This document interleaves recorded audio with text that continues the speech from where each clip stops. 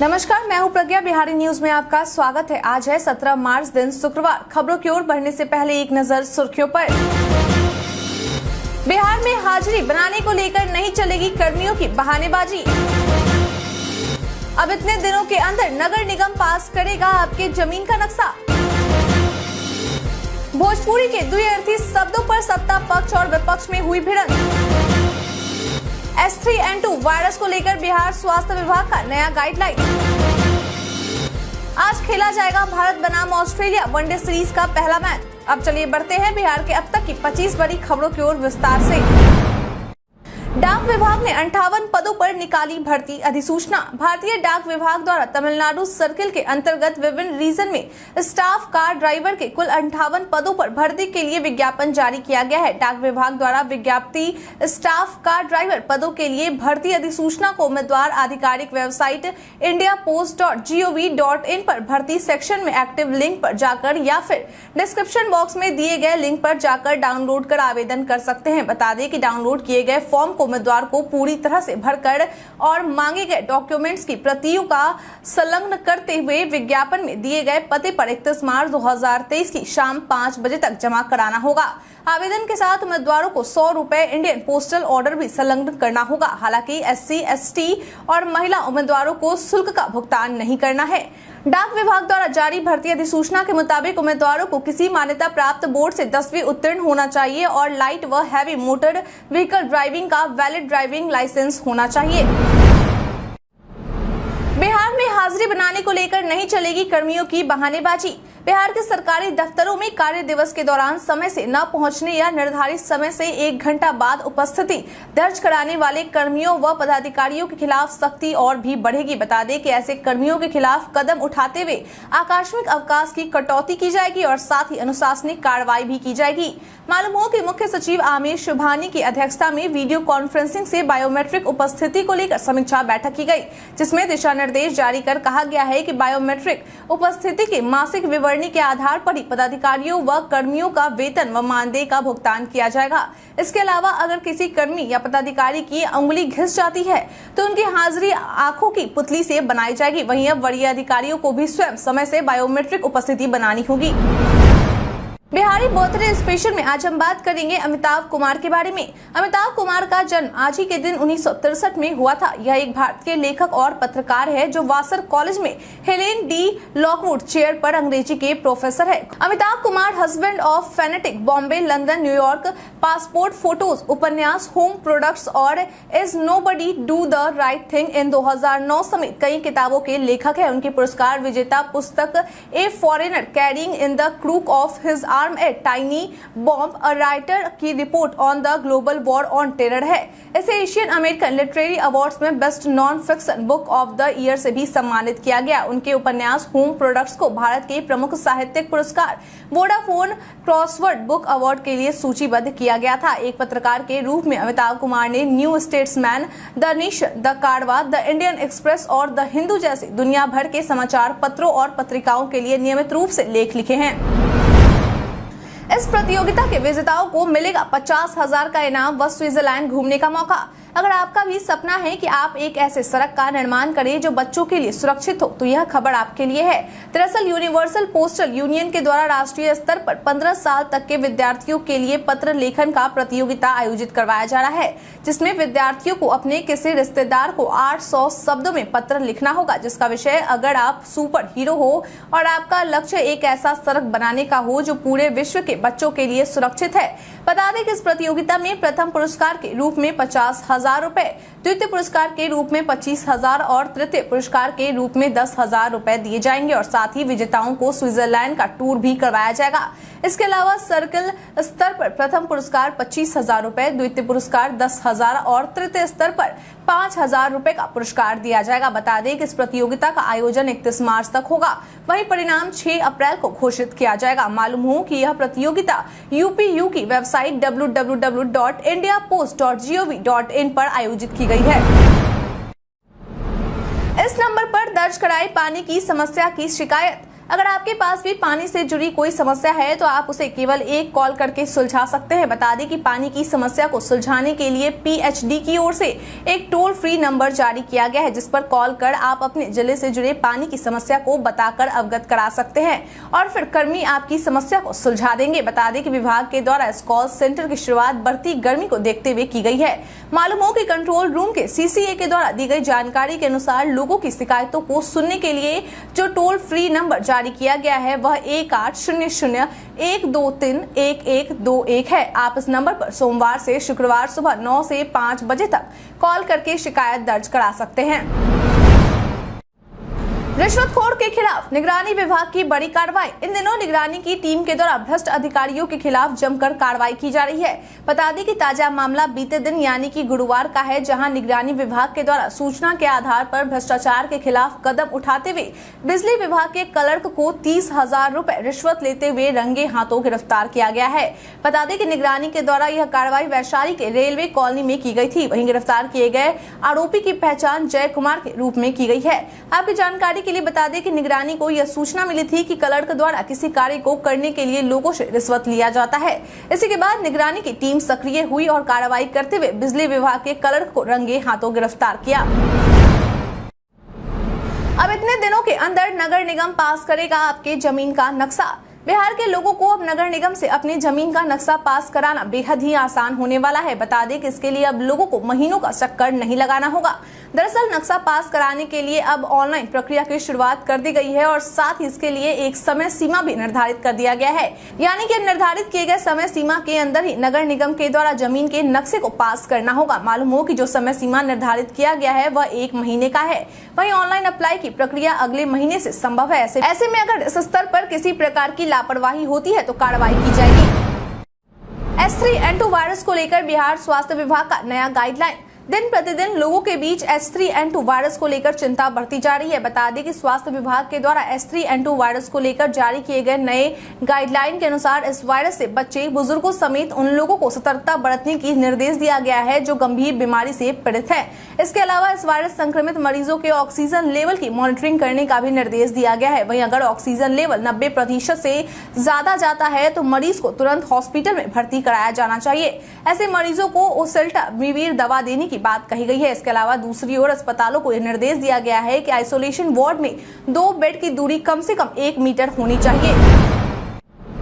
फर्जी डिग्रियों पर नियुक्त शिक्षकों को लेकर हाईकोर्ट का सरकार को निर्देश। पटना हाईकोर्ट के ACJ जस्टिस CS सिंह की खंडपीठ के द्वारा बीते दिन यानी कि गुरुवार को राज्य में बड़ी संख्या में फर्जी डिग्रियों के आधार पर नियुक्त शिक्षकों बहाली को लेकर रंजित पंडित की जनहित याचिका पर सुनवाई की गई। बता दें कि इस दौरान कोर्ट के द्वारा राज्य सरकार को निर्देश देते हुए कहा गया कि वे अपने अनुसार एक समय सीमा निर्धारित करें जिसके तहत सभी संबंधित शिक्षक अपना डिग्री व अन्य कागजात प्रस्तुत कर सके। इसके साथ ही कोर्ट ने यह भी स्पष्ट किया है कि अगर इस निर्धारित समय सीमा के अंतर्गत किसी शिक्षक के द्वारा अपनी डिग्री या दस्तावेज प्रस्तुत नहीं किए जाते हैं तो वैसे शिक्षकों के खिलाफ कार्रवाई की जाए। बता दें कि अब इस मामले पर कोर्ट के द्वारा अगली सुनवाई 1 सप्ताह बाद की जाएगी।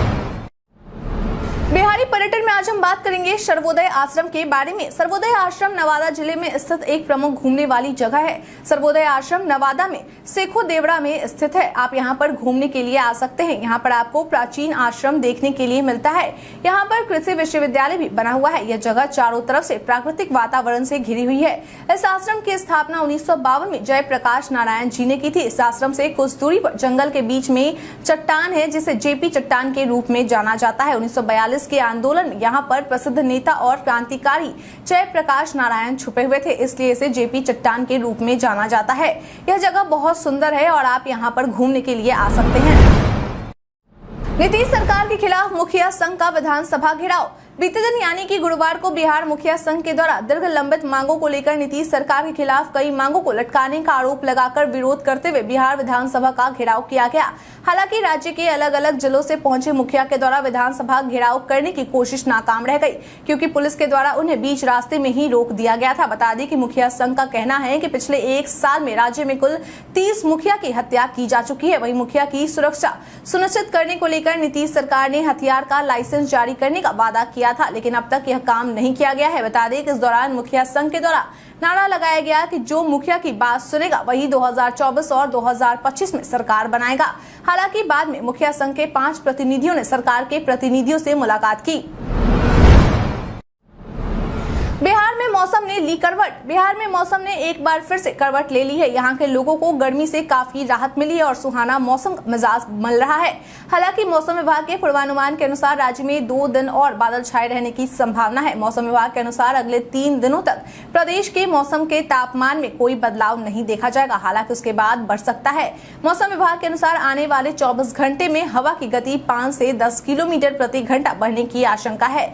मौसम विभाग के अनुसार प्रदेश के सभी इलाकों में 17 मार्च यानी कि आज तक बदलाव देखने को मिल रहा है। वहीं पूर्वानुमान के अनुसार बारिश 17 और 18 मार्च को होने की संभावना है। ऐसे में मौसम विभाग के द्वारा किसानों को भी अलर्ट कर दिया गया है। भगवान राम से जुड़े तीर्थ स्थलों को बिहार समेत इन स्थानों का भ्रमण कराएगा रेलवे। अगर आप भी भगवान राम से जुड़े तीर्थ स्थलों का भ्रमण करना चाहते हैं तो यह खबर आपके लिए है। दरअसल रेलवे की ओर से भगवान राम से जुड़े तीर्थ स्थलों का भ्रमण करने के लिए भारत गौरव डिलक्स AC टूरिस्ट ट्रेन चलाई जा रही है। बता दें कि इस ट्रेन का नाम रामायण यात्रा रखा गया है, जो कि 7 अप्रैल को दिल्ली के सफदरगंज से खुलेगी और फिर 25 अप्रैल को वापस लौट आएगी। मालूम हो कि अब तक रेलवे के द्वारा इस तरह की कुल 26 ट्रेनों के परिचालन की शुरुआत कर दी गई है। वहीं यह ट्रेन 27वां होगा। इस ट्रेन के माध्यम से आप जिन जिन स्थानों का भ्रमण कर सकेंगे उनमें अयोध्या, नंदीग्राम, सीतामढ़ी, जनकपुर, बक्सर, वाराणसी, प्रयागराज, चित्रकूट, नासिक, हम्पी, रामेश्वरम, भद्राचलम और नागपुर जैसे जगह शामिल है। मालूम हो कि इससे पहले रेलवे की ओर से रामायण एक्सप्रेसवे चलाया गया था, जिसमें कुल 600 लोगों के द्वारा रामनगरी के दर्शन और भ्रमण किया गया था।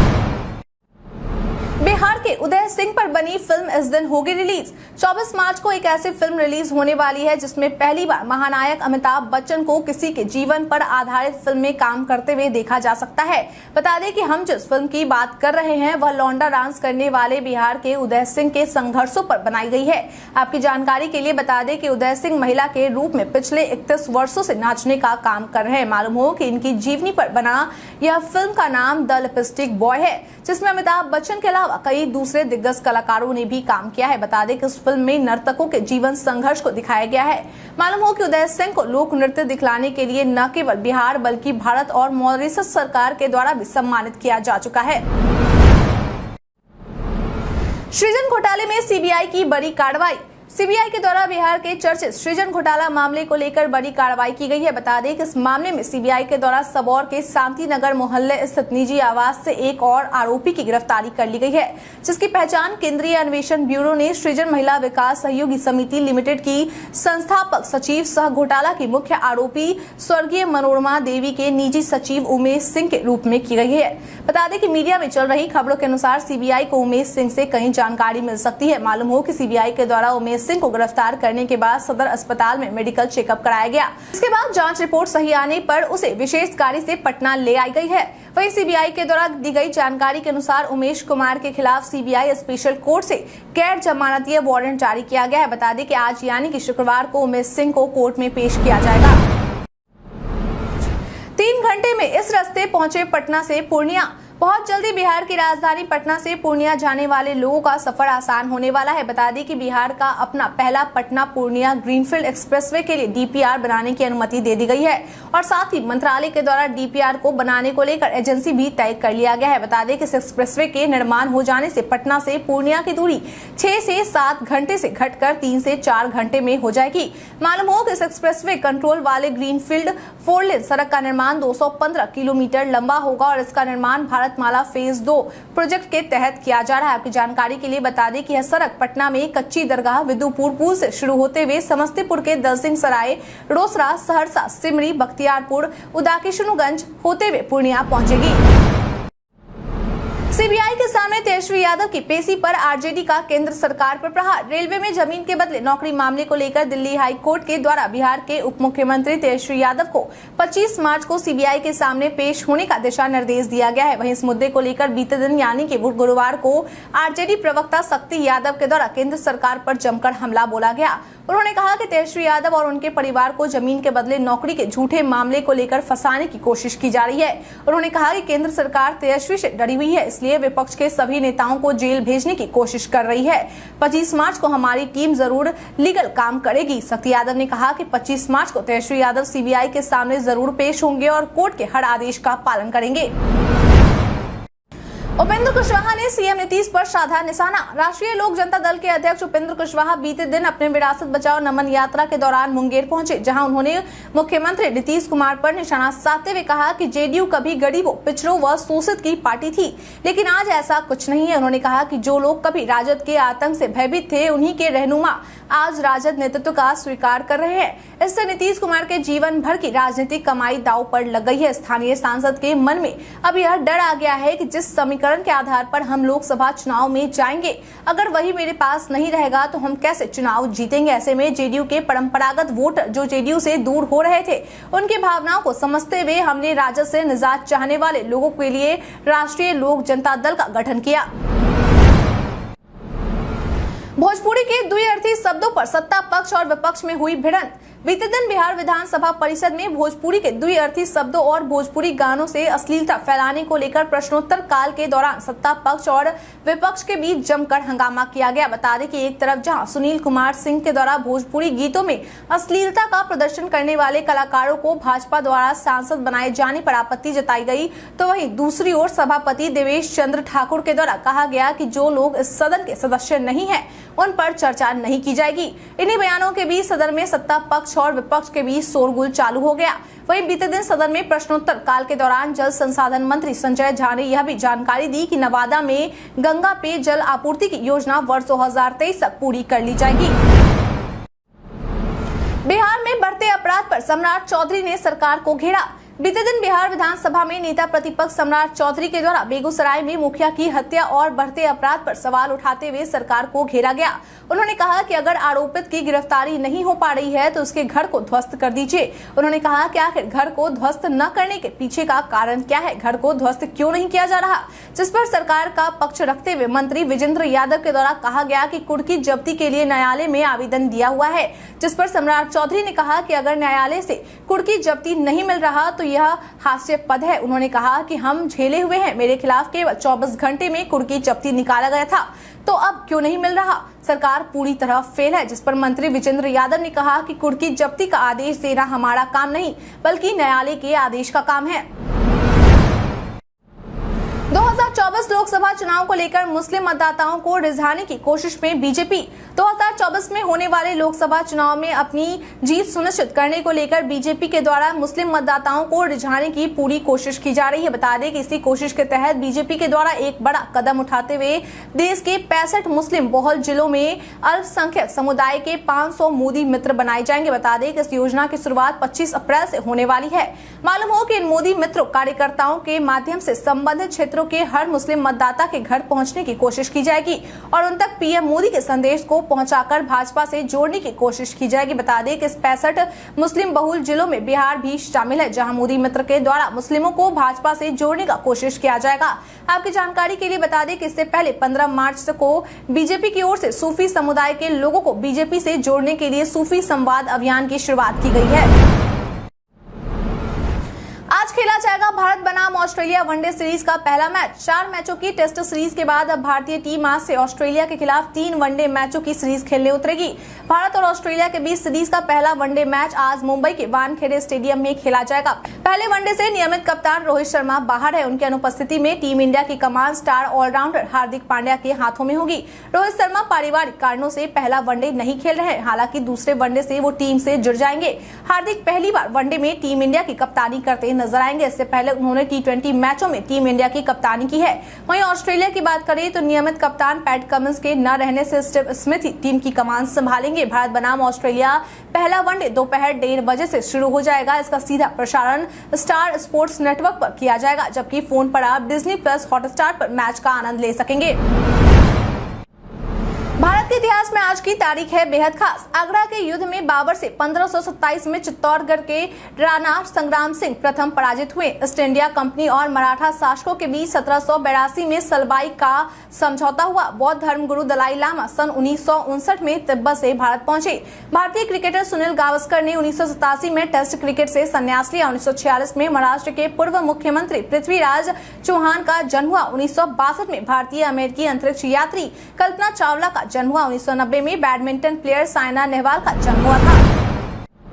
वायरल में आज हम बात करेंगे स्मार्टफोन के लिए सुरक्षा परीक्षण के बारे में। सोशल मीडिया पर कई सूचनाएं वायरल होती है, लेकिन सभी सच हो ये जरूरी नहीं है। इसी कड़ी में आज हम बात करेंगे स्मार्टफोन के लिए सुरक्षा परीक्षण के बारे में। दरअसल पीआईबी ने अपने एक ट्वीट में लिखा है कि @राइटर का एक रिपोर्ट दावा करता है कि भारत स्मार्टफोन के लिए नए सुरक्षा परीक्षण की योजना बना रहा है। पहले से इंस्टॉल किए गए ऐप्स पर कार्रवाई करेगा। पीआईबी ने अपने ट्वीट में आगे लिखा है कि यह रिपोर्ट भ्रामक है। जैसा केंद्रीय मंत्री राजीव गौबा ने बताया कि मोबाइल सुरक्षा दिशा निर्देशों पर चल रहे परामर्श को गलत तरीके से प्रस्तुत किया गया है। इंस्टाग्राम पर इस फीचर से खोजे और भेजे पुराना रील्स। मेटा के popular social media platform Instagram पर यूजर का एक्सपीरियंस बेहतर बनाने के लिए एक नया फीचर लेकर आ रहा है। दरअसल कंपनी अब अपनी यूजर के लिए ऐप पर पुरानी रील्स को तुरंत खोजने और दोस्तों के साथ शेयर करने को आसान बनाने जा रही है। रिपोर्ट्स की माने तो इंस्टाग्राम पर लेटेस्ट शेयर लेबल नजर आएगा या डीएम सेक्शन के टॉप पर नजर आएगा। यहाँ पर यूजर द्वारा किसी दोस्त को रील शेयर करने की जानकारी भी अवतार के रूप में डिस्प्ले होगी। हालांकि किसी एक ही रील को एक से ज्यादा दोस्तों को शेयर करने पर केवल लास्ट शेयर की जानकारी ही देखी जा सकेगी। इस फीचर की मदद से इंस्टाग्राम यूजर को रील्स रीशेयर करने में आसानी होगी। रील को किसी दोस्त को भेजने पर अगली बार के लिए भी इसे तुरंत एक्सेस किया जा सकेगा। बीते दिन हमारे द्वारा पूछे गए सवाल का आप लोगों में से बहुत लोगों ने अपना जवाब हमें हमारे कमेंट सेक्शन बॉक्स में लिख कर दिया था। जिन्होंने हमारे द्वारा पूछे गए सवाल का जवाब दिया उनके नाम है कुमारी संजना, अभिषेक राज, अशोक कुमार झा, श्वेता रॉय, अंजना मिश्रा, पंकज कुमार दास, रामाशीष कुमार, एचके मल्होत्रा, रंजीत सिंह, शंकर मुखिया, राजन कुमार, महमूद अंसारी, रवि कुमार राम, ललन कुमार, रवि शंकर। इसके साथ ही बढ़ते हैं आज के सवाल की ओर। आज का सवाल है, टेस्ट सीरीज की ही तरह क्या भारतीय टीम ऑस्ट्रेलिया को वनडे सीरीज में भी हराने में कामयाब हो पाएगी या नहीं? आपको क्या लगता है? आप अपना जवाब हमें हमारे कमेंट सेक्शन में लिखकर जरूर बताएं। आज के लिए इतना ही। बिहार के तमाम खबरों के साथ बने रहने के लिए देखते रहे बिहारी न्यूज। और साथ ही अगर आप यूट्यूब से देख रहे हैं तो चैनल को सब्सक्राइब करना, और अगर आप फेसबुक से देख रहे हैं तो पेज को फॉलो करना ना भूले। धन्यवाद।